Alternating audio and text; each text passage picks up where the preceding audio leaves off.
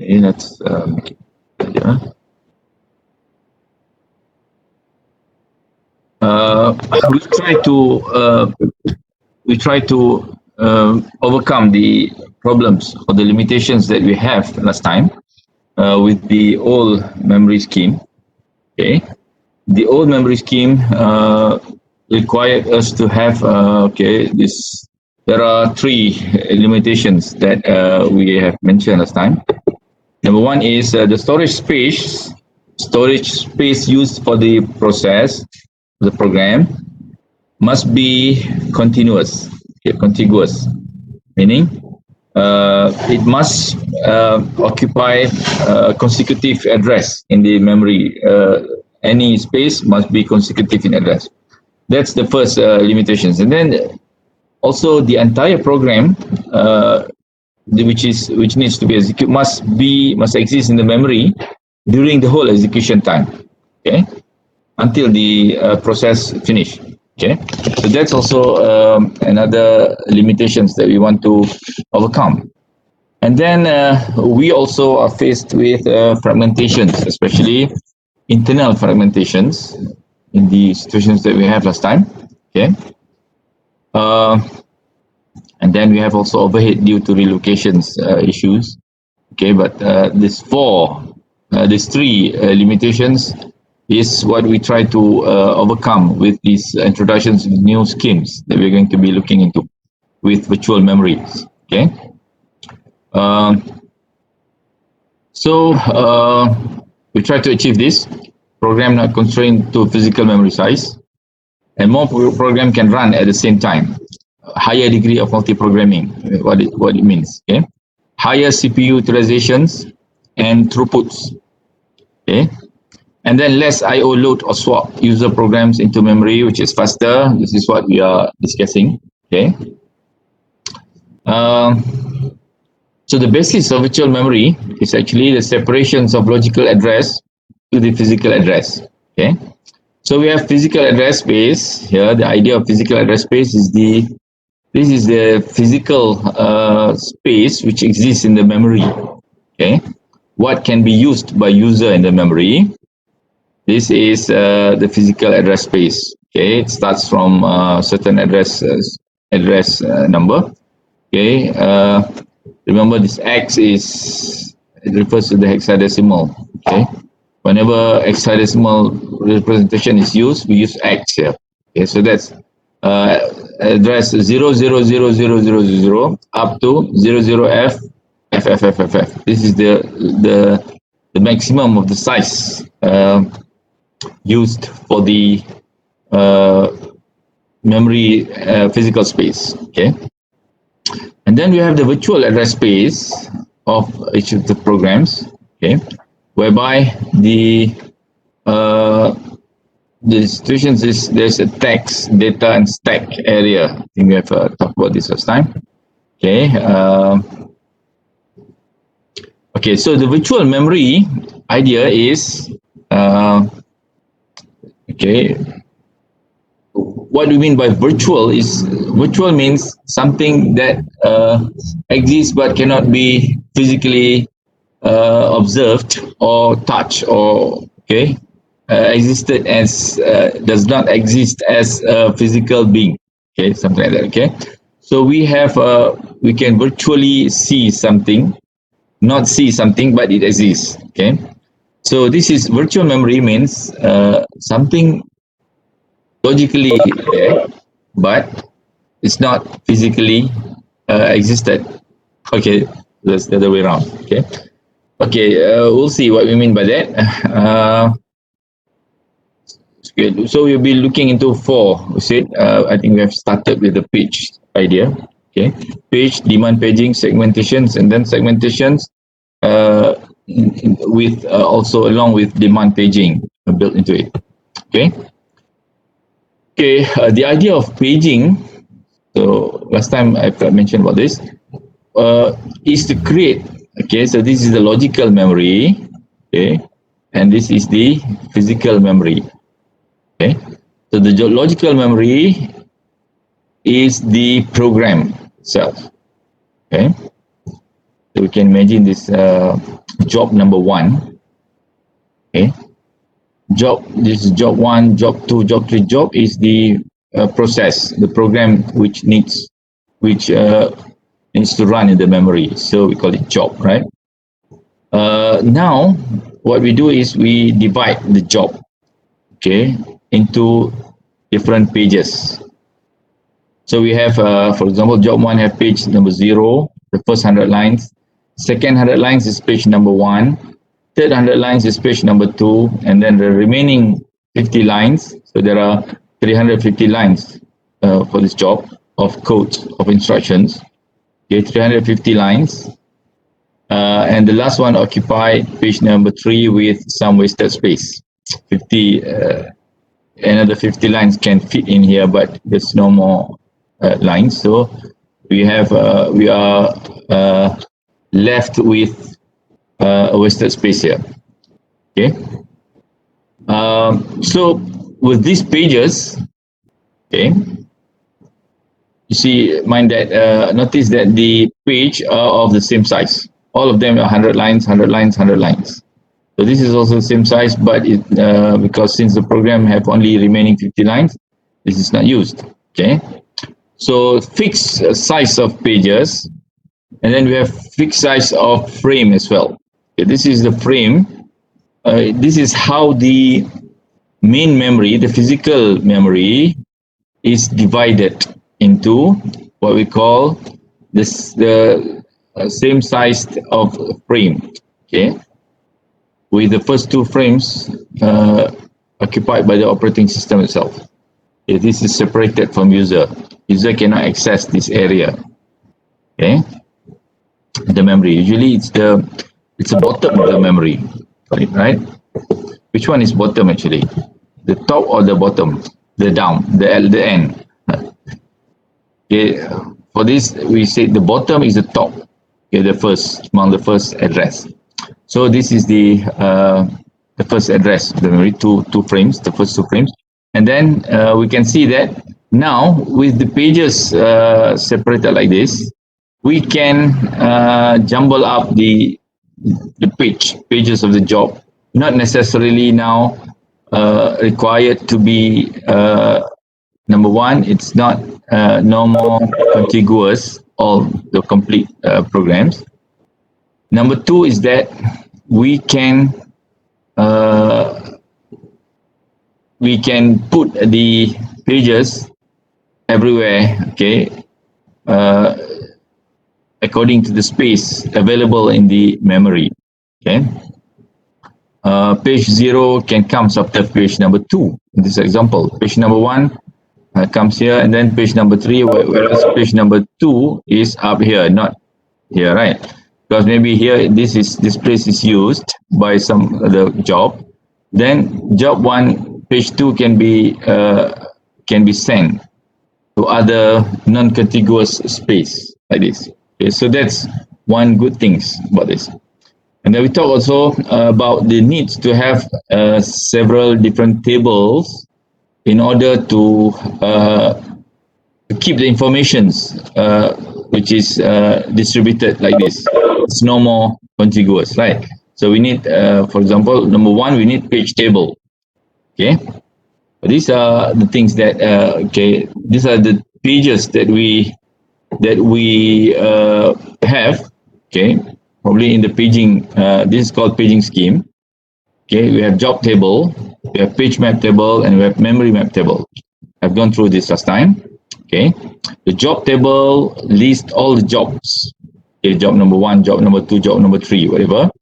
And then the page map table locations of this job. Okay, because the page map table also resides in the memory, right? So it needs to have another area for the page map table. So all of this will occupy memory space. Okay. Okay, so you have page map table as well. Okay, which map the page number to the frame number. Okay, in the physical memory to logical memory. And then we have memory map table. Memory map table tells us which frame are free and which frame are busy. Busy means it's occupied by a page already from a job. Okay, a free means it's still available for any page to come in. Okay, so you see that introductions of the paging scheme like this will have to introduce also the usage of extra space in the memory. Okay, the page map table here, memory map table, and then job table.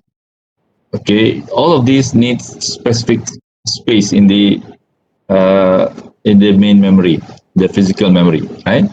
So in a sense that it will take extra more space. This is overhead. Okay, overhead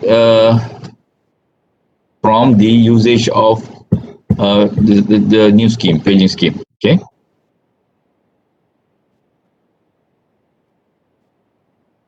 Okay, so then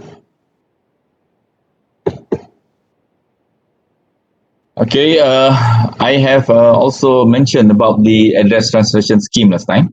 Okay, so we can address each of the pages, okay, in the memory by taking what we call the page number. So every each of these block will have a page number, okay, and then displacement inside the page. So page number 0 will be consisting of 100 lines, for example, like this, right? Page number 1, another 100 lines. Page number 2, another 100 lines. Okay. In the example that we have last time, previously we mentioned about it. So we have 100 lines, 100 lines, 100 lines, and then 50 lines at the end with some wasted space at the end. Okay. So the address can be referred to in the form of page number and then the displacement. Page number is this page, right? Page 0, displacement number 2. Okay. So that's the specific line. This is specific line. 0, 1, 2, right? Okay. So the address, the specific instructions can be obtained by looking at the page number and the displacement. Okay.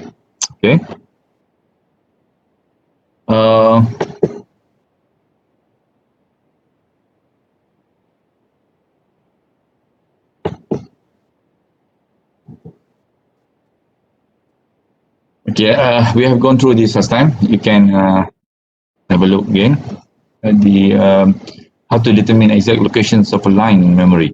Okay. Okay, so the paging scheme now solves one thing. It allows job allocation in non-contiguous memory. Previously, everything must be contiguous. Contiguous means sorted in specific address from small to large. Okay, so that's contiguous. Now this requirement is no more there. We don't have to have contiguous memory allocations. It can be non-contiguous. So this is a great release actually for the processing allocations of the space for process. Now we are more flexible to use the memory. Okay, use whatever existing space, available space. We don't have to follow the contiguity requirements anymore. So that's good. Okay. And then we talk about the issues of size of the page. Okay. The page size can lift or can affect the size of the page map table generated. Okay. A too small page size, if it's too small, it will generate a very long page map table, right? Because smaller page will create a larger number of pages, and larger number of pages will also require longer or larger page map table size. Okay, because it has to list all the extra pages, small pages. But if it's too large, then we will have excessive internal fragmentations, because almost all will have fragmentations at the end. Okay, that's the issues. Okay. So let's see another scheme, which hopefully will be better for us. Last time, I think we have introduced these some concepts related to what we call a demand paging schemes. So we're from paging. The next one is demand paging. Okay. Demand means asking for something, right? Whenever needed, we ask for something. I demand something means I ask for something. Okay, so demand paging schemes is a scheme whereby pages are only asked whenever it's needed. Okay, so that's the idea. We'll see to that for a moment, in a moment. Okay. So the idea of demand paging now, can we,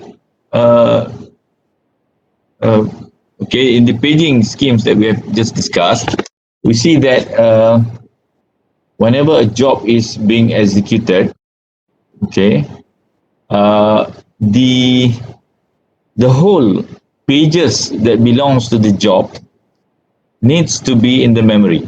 So bring all the pages in the memory, even though they're not contiguous anymore, but they all have to be in the memory during execution. Okay, so this is one limitation. Can we possibly bring half of the job only into the memory and leave another half outside in the hard disk? Okay, and execute while having half of the pages. Is it possible? So this is what we're trying to address with demand paging. Okay. So demand paging is the exact idea of demand paging is to solve these situations. So we want to be able to bring only parts of the job into the memory and leave parts of it outside. Okay. So pages brought into memory only as needed. Okay, this is the main idea of demand paging. That is when we have page fault happen. Page fault is when the needed page is not in the memory, so a page fault happens. Okay. So this is possible. Okay. It's possible to bring parts of the pages into the memory only, not having to bring all pages into the memory, and then execute the job without parts of the half of the memories of the process being in the memory. Okay, only half in the memory. That can be done. Okay, meaning the program or the process still can run with only half of the codes in the memory. Okay. Last time we mentioned about the how can this be possible. This can be possible because of the existence of the current practice in programming. For example, so we have modular programming techniques which allow programs to be broken into smaller parts. Okay, smaller module. Okay, consisting of functions and procedures and objects or different things, right? So these different parts only handle specific task, which is performed by the programmers in the program. So we can concentrate on executing only certain specific task first. So meaning maybe you can bring only some procedures inside the memory and leave the other procedures outside. Okay, so that's why demand paging can be implemented. Okay. So the good things about this is that it provides appearance of almost infinite or non-finite physical memory. Okay, with this, what you can imagine is that it is as though the memory size, the physical memory size is very large, right? Because you can execute very large programs. The secret is now actually because not all parts of the programs have to be in the memory. That's the good thing about it. Okay. So job can run with less main memory than required in page memory allocation schemes at the times. Okay. So this is the main good ideas about this. Okay, let's look at some of the terminologies which is used here in the demand paging area. Number one is a page fault. What is a page fault? Page fault means failure to find page in memory when needed. Okay. Why can this happen? Because the page which is referred to or needs to be used for execution is still in the hard disk. We have not bring it into the memory. So that's what we call page fault. Okay. Okay. Then we have also the idea of swapping. Okay. Swapping. Okay. What do we mean by swapping? Swapping consists of swap in and swap out of the memory. Okay. So we have also what we call swap space, swap area. Okay. So actually, the idea of swapping is exchanges of resident memory page, okay, in the physical memory, with disk page by copying resident page to disk.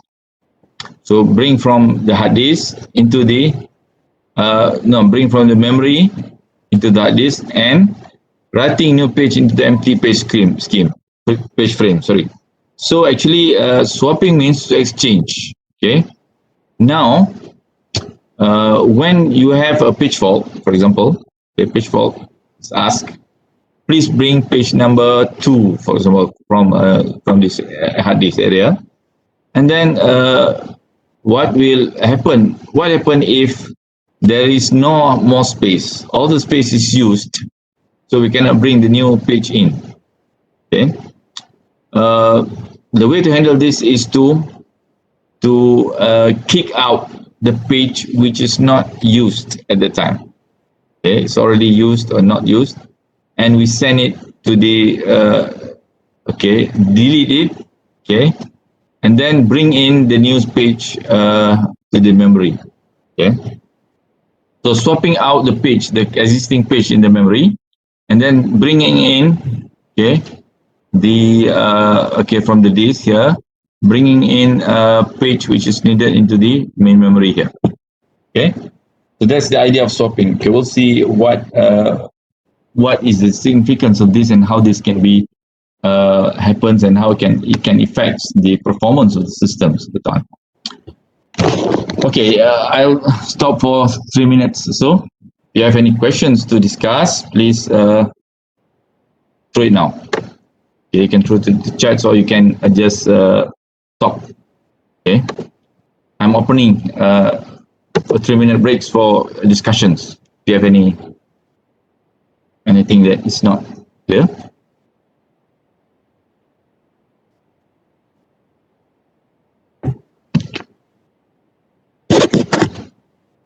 How's everybody? Everybody's around? You have good breakfast already?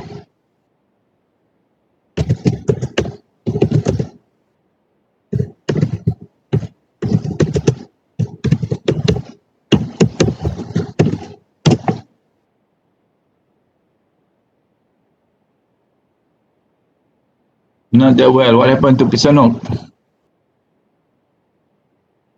What happened to you? Why you're sick? From what? The mama? Fever?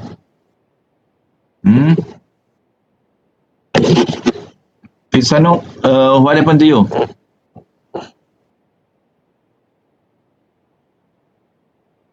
Fever. Take care, huh? You go here and there, what?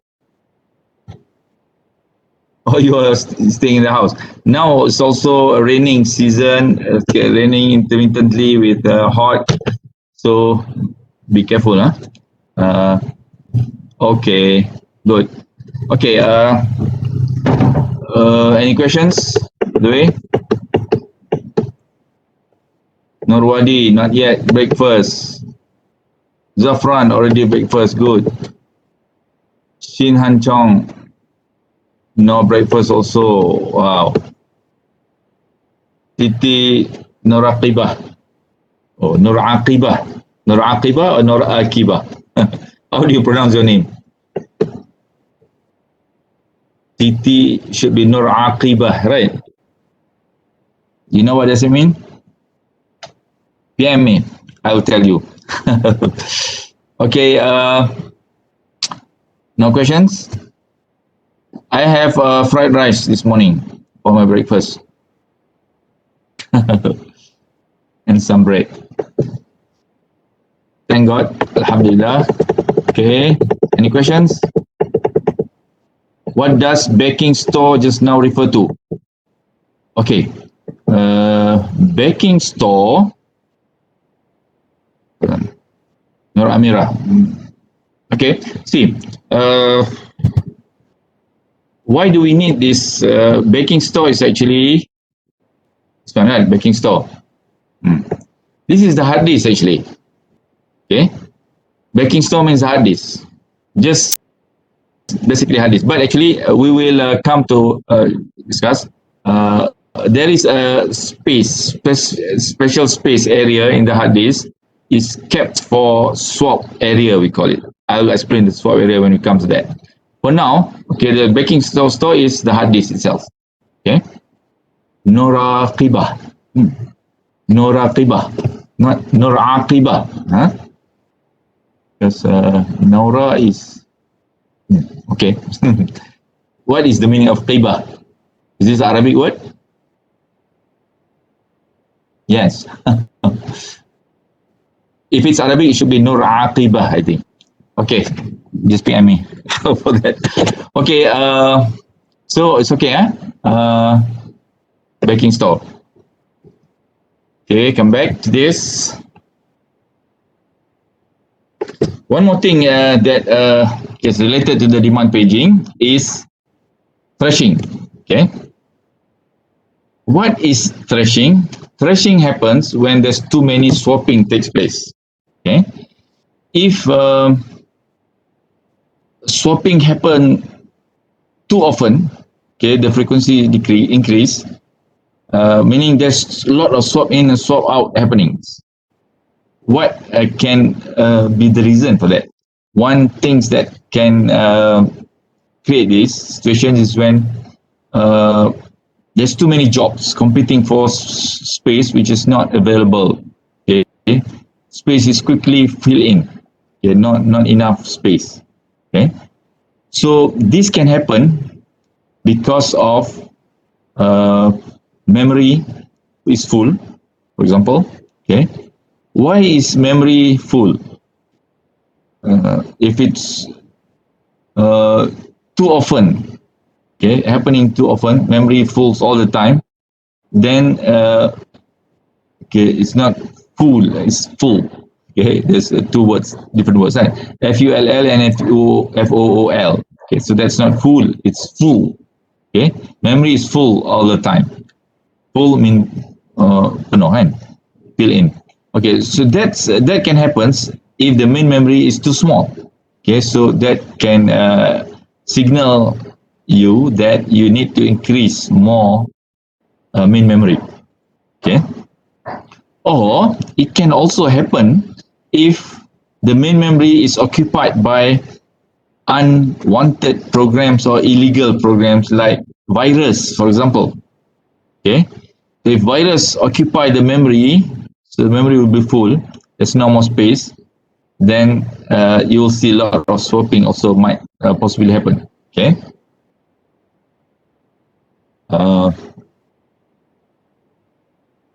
Okay, that's across jobs situations that can create the situations of thrashing.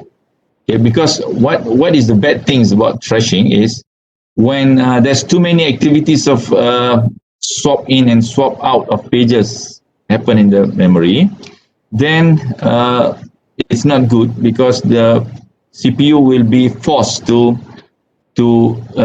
handle these situations all the time.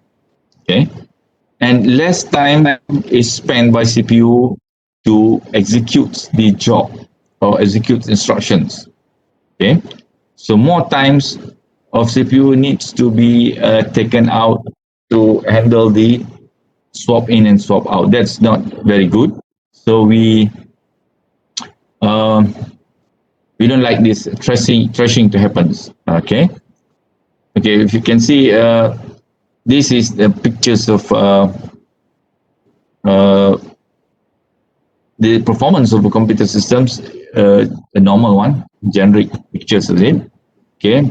Whenever degree of multi-programming is increased, degree of multi-programming means you execute more programs in the memory. Okay. You click programs, many programs. Okay. You'll see something like this will happen. CPU utilizations will increase whenever you have more programs running in the memory. Okay. Until at the point where the utilization will not increase anymore, and then it will start going down like this. Okay. CPU utilization means the usage of CPU to execute the programs in the memory. Okay, this is what we would like the CPU to do, to execute instructions, okay, one by one, right? But once CPU executes less instructions, then the utilization will go down. Okay, at sometimes when there's too many programs in the memory, meaning the memory space is occupied full already, so you'll see that thrashing like this will happen. Okay, meaning utilizations of the CPU will be going down until it becomes zero. Okay, because all the time of the CPU is now used. Okay, this is what happened in this area, the thrashing area. All the what CPU is doing is just swapping in and swapping out pages of the out from the memory. That's the situations. Okay. Okay.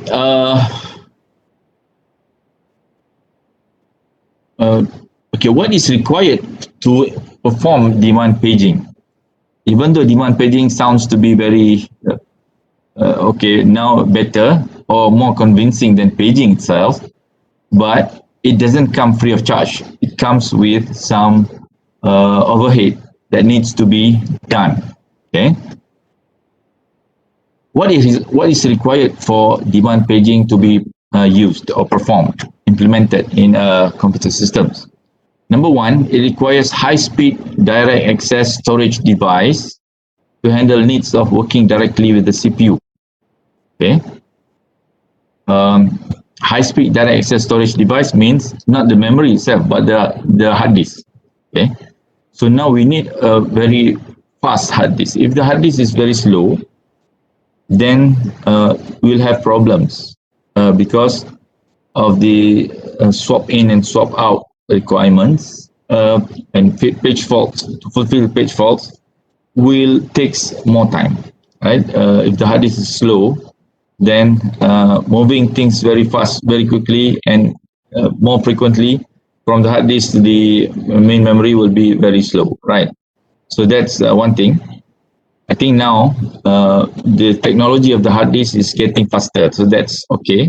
Okay, that's a good news with for demand paging to be implemented. Okay, and then we have efficient handling of page. Okay, especially when swapping is required. Okay, how and when pages passed in memory. You will see some policies used in handling this page. Okay, later on. Okay, so this also is needed, and also now the page map table is not just passively keeping informations about the page mapped to the frame. Okay, but it also needs to be updated with more information in the page map table, meaning the page map table, as you can see here, okay, is now larger in size, will be larger in size. Previously, if you remember, we have only the page and the frame. Okay, the page address here and the frame. Okay, but now we need to add status bit, we need to add reference bits, and we need to add modified bits. Okay, why? Why do we need this all these three informations more? I think it will be more clearly when we come to that. Okay, we'll come to this when we talk about the swapping and bit more closely. Okay, so just keep it first, this one. Okay. So we have this page map table now, the page frame number, reference, bit, modified bit, and status bit. Okay. The main memory will be something like this: job 3, page 0, job 1, job 4. It's intermittently. Everything will go jumble up like this, right? But the information is how do machines or CPU knows where to get the page later on, because we have all these informations kept in the page map table here, right? Page 3, the page 0 of page 3, page 1 of page 3, and page 2 of page 3 is kept in these locations in the memory. Okay, different locations that decide. Okay.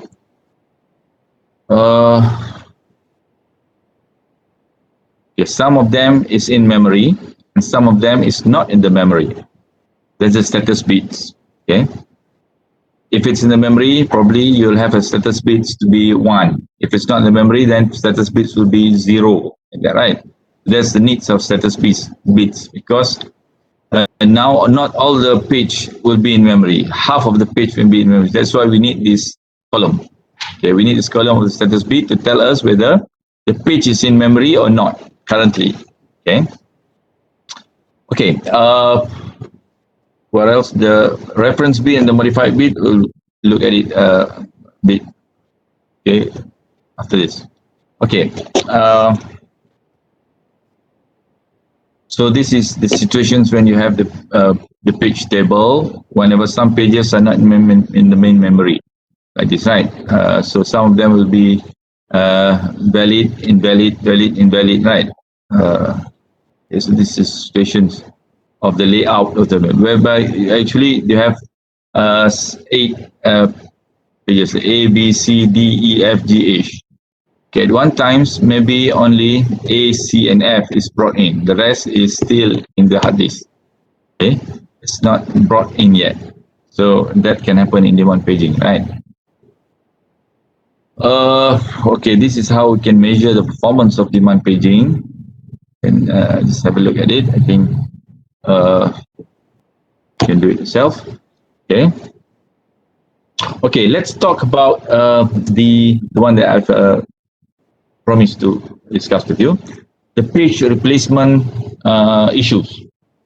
Page replacement happens when we have swapping taking place. Okay, meaning we want to select a page in the main memory. Okay, whenever page fault happen, page fault is what? If you remember, what do you mean by page faults? Anybody? If you don't look back, can you remember what do you mean by page fault? Anybody wants to answer? When a page required is not in the main memory. Okay, good. Nora Mira. Okay, when the page is supposed to be executing, not in the memory. So we ask for the page to be brought in. Okay, then if there is no space in the main memory, what happens? We will have to choose a page to kick out, to be kicked out. Okay, so that space can be taken by the incoming page, the new page coming in. Okay, so this is the page replacement. There's issues with it. Okay, one of the issues is which page do we choose to kick out, to be kicked out? Okay, that's the issue. If we choose the wrong one, what can happen? If we choose the wrong one, means we choose the page which needs to be used again immediately after that. So you kick this out to the hard disk and you bring a new page in. After one cycle, you find out that you need to use that page which you have just excuse me, you have just chosen, and you kick it out to the hard disk. Now you need to use it again. So that's not very good situations, right? Because now you have to find a space, new space for the new page. Okay, because you wrongly kicked out, right? you're not supposed to choose that one, choose another one. Okay, but we make mistake, we choose that one. So meaning will increase the rate of page fault, and accordingly it will increase also the swapping activities, and crashing might happen. Okay, so it's important to choose the right page to be kicked out. That's one issue. How do we do that? Okay, this is done with what we call a page replacement algorithm. Okay, we choose, select a victim frame. Okay, so okay, let's see simulations of how this can happen. Okay, you can see this. Okay,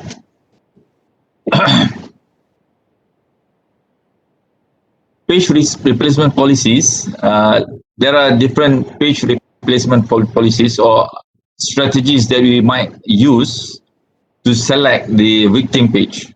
Okay, which page should be selected to be kicked out from the main memory? That's an issue. Okay, we have different policies or algorithm we use to do this. Okay, let's have a look at it. Okay, in order to do that, I'll create a diagram like this. Okay, so we have let's say this is frame, okay, in the main memory. Physical memory, you have frame number 1, frame number 2. You remember, you have page and you have frame, right? Page is for the logical one. The frame is for the physical one, right? Let's say we have 2 frames. So this is quite small memory, right? But okay, only 2 frames is available for this job. Okay, what will happen? Jobs. Okay, and then we have this is page requested. Page A, page B, page C, etc., etc. Okay, and then whenever page fault happen, there will be also interrupt happening. Okay, so this will cause interrupt happens whenever page fault happens. Whenever the page is not in the frame, then page fault will be triggered. Right, and page fault will results in interrupt. An interrupt is something that will take times overhead. Right, it will stop the CPU from processing the appropriate instructions to be executed, and that will decrease the CPU utilizations and accordingly the performance of the systems as well. We don't like that, right? Okay, let's see. This is a time snapshot, and we'll see what happened. Okay, the first policies is first in, first out, meaning we will choose the page, the victim page, okay, from the earlier page that comes in the memory. Okay, the first that comes in, take that one and kick it out. Okay, let's see what happens if we have let's say a request, page request series like this. Okay, for once the first times around at time number 1, yeah, time snapshot, page A is requested. Okay, because in the beginning there's nothing in the memory. Memory is 0, right? So page A is requested. So page A will be brought in the memory. Page A, this will meaning there is a page fault happening here and interrupt will take place. Yeah, right? Okay, so one interrupts. Page A now is in the memory. Next time around, okay, the next time frame, okay, time cycle, page B is required now. Okay, system asks for page B. Page B is also not in the memory yet. Okay, so it's empty because all is empty actually. Okay, okay, page B will be put in page frame number 2, right? Okay, so this is another page fault and another interrupt is happening. After that, it so happens that let's say page A is needed again. Okay, page A will be used to be executed. So page A is asked, but luckily this time page A is already in the main memory, in the frame number 1, right? So page A is still there. No page fault happens, so we don't have interrupt here. Okay. So now the frame number 1 is occupied by A, frame number 2 is occupied by B. Okay, now the interesting thing happens is whenever a new page C, for example, now page C here is requested. Okay, the system says I want page C, but now there's no more space because both frames available has already been occupied by two different pages, page A and page B. So we need to kick out one of the page here. Which one do we kick out? We kick out page, the first that comes in. Okay, first in, first to be kicked out. Okay, which one comes in first, A or B? A comes in first. So we kick out A and put C in the place of A here. Okay, so C now, okay, will cause a page fault as well, and interrupt to happen as well. Okay, so now the contents will be consisting of C and B. Okay, now let's say we kick out A, but we kick out A here. We need A again. Okay, so A is requested again here. Now there's no more space. We need to select one and kick it out. B or C. Okay, we have two choices. Obviously, we will choose the one that is first coming in. Between B and C, B comes in first. So we kick out B and we put A in place of B. Yeah. Okay. But there's also page faults and there's also interrupts happening here because there's swap in and swap out. Okay. When there's swapping in and swapping out, then interrupts will take place. B is needed after it's being kicked out. You kick me out, okay, I'm still needed. Don't kick me out. Okay, that's what maybe B will say. So B will be selected again, bring in from the hard disk and put in, okay, between A and C. Now, which one is the first in? Okay. Did I answer something there? Okay. Which one is between A and C now? C, right? Because C comes in first. A comes in first, but this is the second time it comes in, so it does not consider to be first. C will be kicked out, and we put B in its place. Okay. Again, there's interrupts. Okay, you can go on like this. Now D comes in. Okay, we kick A. Okay, if you go on until the end, you will find that out of the 12 of the 11 time snapshots, okay, we have 1, 2, 3, 4, 5, 6, 7, 8, 9. 9 out of 11, okay, 9, 11, okay, 9 out of 11 or 82%, okay, so the efficiency is not quite good, okay. Which one is good? Better when the percentage is higher or lower? Lower. Yeah, okay, lower. Because if it's high means there's a lot of interrupts happening. A lot of interrupts happening is not good. Okay, that's the first in, first out. Okay. We have least recently used. Okay, let's have a look quickly at the second algorithms. Okay. So it says that the best page to be kicked out, to be selected and kicked out, is the least recently accessed. Mean the page which is not accessed recently. Okay. Okay, let's see.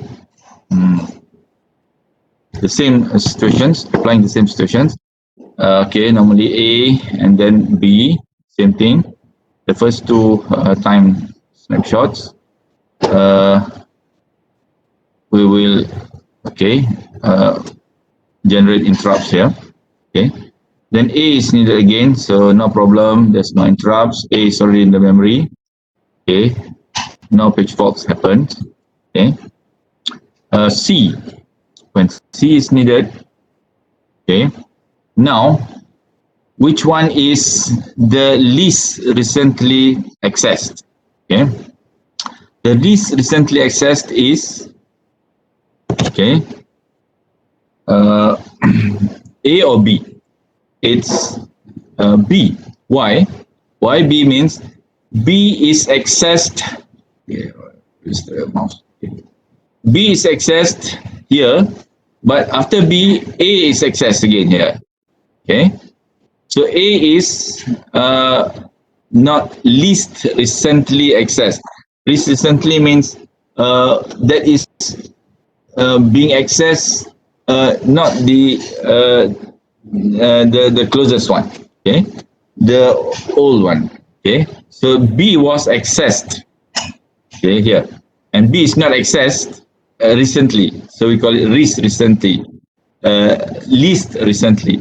B is not accessed recently, so we kick out B and put C in the place of B. Okay, since A is accessed just before this, right? So A is recently accessed. B is least recently. Okay, now we need A again, so no problem. A is still there. Okay. Okay, so no interrupts. And then B is needed again. When B is needed again, okay. Now which one is least recently? C, right? Because A is just accessed there. Okay, so A is kept in there, and this C is kicked out and replaced by B. Okay, when D is asked or requested here, okay, we keep B because B is just being recently accessed. A is least recently, so we kick A out, put D. So this is the situations. If you keep on going like this, you will find out that we have one less interrupt here, which is 8/11 or 73%. That's better efficiencies compared to the first in, first out in these situations. But in general, LRU is in general better than FIFO. Okay, situations. Okay, I'm going